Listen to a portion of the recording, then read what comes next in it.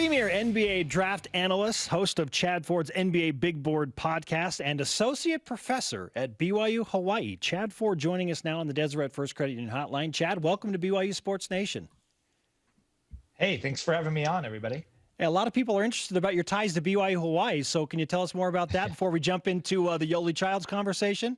Yeah, that's my day job, right? I'm a professor at BYU Hawaii. I run the peace building program there. I've been doing that since 2005, actually. And so for years with ESPN, did that fall, winter semester, and then off in the spring and summer doing work for ESPN. This is a weird time because it's November. We're in the middle of the semester. and because of COVID, we've got a draft in the middle of it. So busy day today. Yeah, for sure. And with the draft happening, BYU fans obviously are excited about the prospects for Yoeli Childs, who came back to BYU specifically with the intent of improving his draft stock, which we believe he did. The question is, Chad, how much did Yoeli Childs improve his draft stock? Is it enough to hear his name called tonight? I do think that he's got a shot at getting called tonight. I don't think it's a given that he's going to be a second-round pick in this draft. I certainly don't think he's going to be a first-round pick. But, look, he had a terrific season for BYU, and he actually measured quite well at the NBA draft combine, both in his, sort of physical measurements with that 6'11" wingspan. And he actually, showed up as a pretty good athlete in some of the athletic testing there as well. All of that bodes well for him because I think some of the questions about, his size. Now, he did only measure 6'7" in shoes. So he's, undersized for his position as a power forward. But again, that length, that standing reach, those things probably matter more to NBA teams than just exactly how tall you are. And, then I think there's been questions about the shooting. He actually shot it pretty well at BYU his senior season, but, it was a limited sample size. He's not a great free throw shooter. He shot it pretty well, again, at the NBA draft combine. All of that makes him an intriguing second round prospect. I know BYU fans probably think he should be going higher, but this is actually, while it's a kind of a weak draft at the top of the draft, it's actually kind of a crowded draft as you move down into the later first round and early second round. There's a lot of interesting prospects here. And intrigue is the name of the game in the draft, is it not? When there's a prospects in Europe that we have fuzzy tape on and they played 1 year, they're almost higher sought after than a 3 or 4 year guy in the NCAA, right? And we had no NCAA tournament. We had no finality. So it feels like this draft is unique in that way. And as you mentioned, not to mention November, this is weird.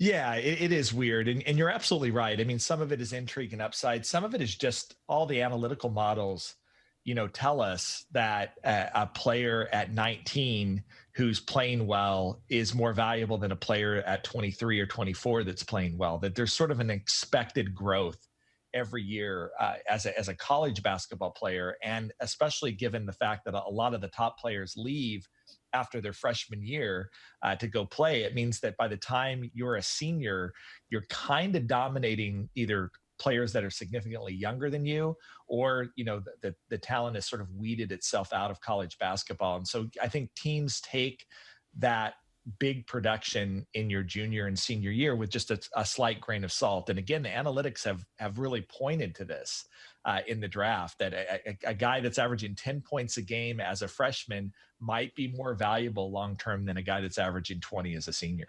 Chad Ford, longtime NBA draft analyst with us on BYU Sports Nation. Chad, I can't help but think that Yoeli Childs is a little bit like Paul Millsap. Maybe that's a reach. Is there another player comp that he falls into the mold of, or is it a guy like Millsap? Yeah, I mean, his game is reminiscent. And if he becomes Paul Millsap, then he's, criminally drafted low in this draft, right? If he's going to be Paul Millsap, he should be a top 10 pick in this draft. But Paul Millsap slid into the second round. Though, interestingly, I think for Millsap, it had a little bit more to do with his conditioning. I actually was covering the draft back in those days, and he showed up to the NBA Combine like pretty badly out of shape. And I think a lot of teams who actually were intrigued with him and his potential sort of wrote him off. And then, of course, he did what good players do. He got himself in shape and had an incredible career in the NBA. With second round picks, part of the challenge just in the NBA draft, unlike the NFL draft, is there's just so few positions that are open every year. It's very tough, even for the high first-round picks, to crack rotations, to get significant playing minutes, let alone a guy that's in the second round. And so you just have to be a little bit lucky in some ways. And I think for Yoeli Childs, what's going to happen is he's going to have to get on a team. I'll give you an example. The Milwaukee Bucks just traded away half their roster to get Drew Holiday the other night because they're going all in. But it just means that the Bucks are going to have to fill their roster with 6, 7, maybe even 8 guys, right? That are smaller minimum type players. Some of those are going to be second round draft picks, and they're going to get minutes because Milwaukee has no choice but to throw them out there. That's actually the sort of situation, or like what happened in Golden State last year with Jordan Poole, who was a second round prospect, and then Steph Curry gets hurt, and then Klay Thompson goes out. The Warriors kind of throw their hands up in the air and say, okay, we're going to rebuild. And suddenly the second round pick is playing 15, 20, 30 minutes a night and has started to make a career. And so some of it's just luck, landing on the right team and with the right opportunity. You have Yoeli Childs at 57 on your big board, so that's not to say he's going to go 57th, but if he's in the top 60, he's in, right? What do you think is better, being drafted in because BYU hasn't had a ton of those, 4 since '93, or just finding the right fit if you're an undrafted free agent and making your way in that way? I actually think that most agents by the 40s are rooting that their player does not get drafted. And the reason is because they want to pick the situation. They want to go in and find a team that might have a roster spot open for them next year, or they think there's a good developmental fit and this team will spend the time developing them.